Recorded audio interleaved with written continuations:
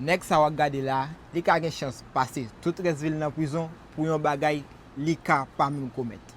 Bon m'explique. Monsieur Sarele Patel, li gen 65 ans, li sorti India, li son landlord, ça veut dire que li son moun qui gen appartement et li son moun tou, yo di ki vraiment sage, qui respecte moun et encore li gen daycare et encore li gen un motel et avec gas station.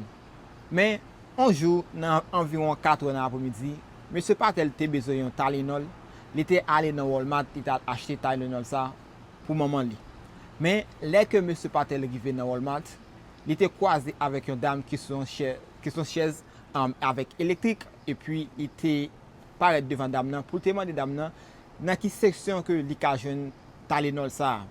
Mais dame nan qui était un jeune petit garçon 2 ans bon côté li qui t'a pral tomber pendant que Monsieur Patel t'a parlé avec dame nan, petit petit l'a tombé, Monsieur Patel t'est juste rangé petit petit là bon côté dame nan. Et puis Monsieur Patel allé pendant que li croise avec l'autre monde comme ça qui bre balé explication côté que t'a jeune comprimé a. Les li allé li jeune comprimé a, les li a tourné, li passé li remercier dame nan.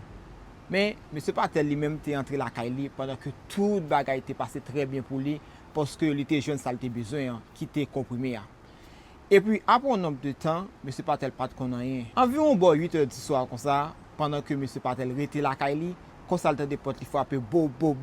Qui est-ce qui dans porte li? C'est police qui arrive.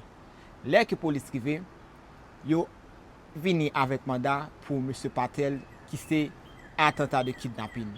Et depuis temps, Monsieur Patel dans jail, la prétend qu'il est la choix li pour lui connaître sentence li ou bien pour le connaître que. Mais d'après toute vidéo surveillance qui rejoignent, yo ouais que une simple conversation qu'il était gagne avec dame nan et puis c'est aide li. Qui donc c'est ça que avocat li dit pour kounya. Mais d'après t'entend toujours ça qui passe. Peu importe ça qui passe que n'a faut connaître. Wow. That's weird. Take a look at this surveillance video provided by Patel's attorney. It shows him talking to the mother who's riding in a mobility scooter with her 2 children.